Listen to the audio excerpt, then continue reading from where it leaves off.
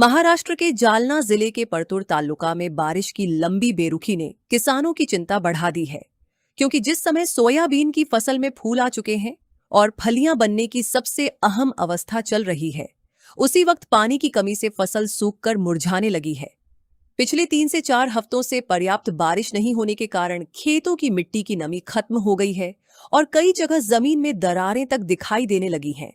परतुर और आसपास के इलाकों में लाखों हेक्टेयर में खड़ी खरीफ फसल पर संकट मंडरा रहा है और उत्पादन में भारी गिरावट की आशंका जताई जा रही है।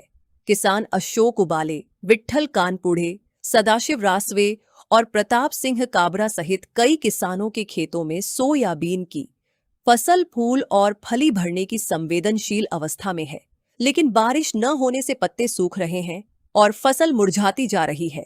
नमी की भारी कमी के चलते उत्पादन में लगभग 40 से 50% तक गिरावट की आशंका जताई जा रही है। कुछ किसान स्प्रिंकलर के जरिए फसल को बचाने की कोशिश कर रहे हैं, लेकिन सवाल यह है कि अगर जल्द बारिश नहीं हुई तो क्या किसानों की पूरी मेहनत और निवेश बर्बाद हो जाएगा? बीज, खाद, जुताई, खेती और छिड़काव पर हजारों रुपए खर्च करने वाले किसानों पर अब दोहरी आर्थिक मार पड़ने का खतरा मंडरा रहा है। किसानों की मांग है कि सरकार तुरंत प्रभावित क्षेत्रों का सर्वे कराए, हालात का आकलन करे और जरूरत पड़ने पर सूखे जैसी स्थिति को देखते हुए प्रभावित किसानों को आर्थिक सहायता दे। अब सबकी नजरें आसमान पर टिकी हैं, क्योंकि आने वाले दिनों में बारिश हुई तो फसल को कुछ राहत मिल सकती है, लेकिन अगर बारिश की बेरुखी जारी रही तो जालना के परतूर तालुका में सोयाबीन उत्पादन को बड़ा नुकसान होने की आशंका है। सांगा तुम्ही शेतात काय पेरलंय आणि काय कशी परिस्थिती? काय पेरला ते सोयाबीन पेरलेले तुमच्या समोर ते काय हाल झाले पहा ते सोयाबीनचे. आता 50-50 हजार रुपये कर्ज बाजार झालो तर सोयाबीन पेरले.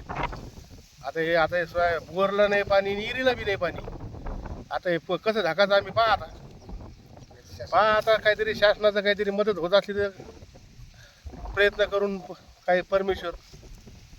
सध्या आता पाणी आहे का तुमच्या विहिरीला, बोरला? पाणी नाही, काय नाही, पाऊसच नाही आमच्या इकडं, तर काय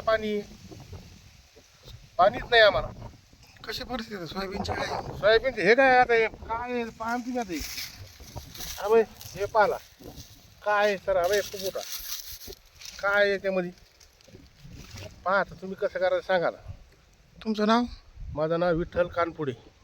मला सांगा आता कसं काय पीक आहे तुमचं? सोयाबीन आहे. हां, नाही पाणी, सगळं हिरं पाणी नाही, बोरला पाणी नाही, सोयाबीन सगळं जायलं.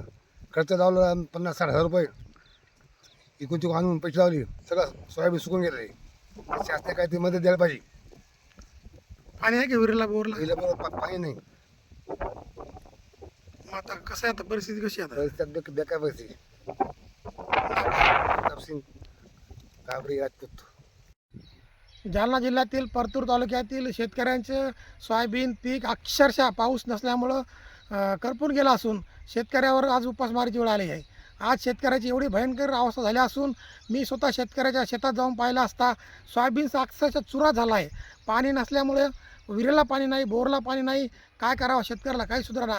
इकून तिकून पैसे करून उसनवारी करून शेतकऱ्यांनी मशागत केली, मेहनत केली, खत पाणी आणलं, सोयाबीनला फवारणी केली, पण आज 4 आठवडे झालं परतूर तालुक्यात पावसाने उघडपास दिल्यामुळं आज शेतकरी हवालदिल झाला आहे.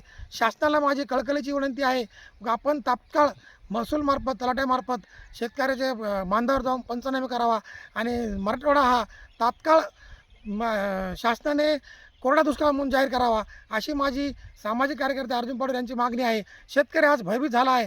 विहिरीला पाणी नाही, बोरला पाणी नाही, लाईट आहे पण पाणी नाही. 1-1 तास फक्त बोरचं पाणी चालतं आहे, 1-1 तास विहिरीचं पाणी चालतं आहे. दिवसभर शेतकऱ्याला 1-1 तास भिजावं लागत आहे. आज शेतकरी आज डोक्याला हात लावून बसलेत.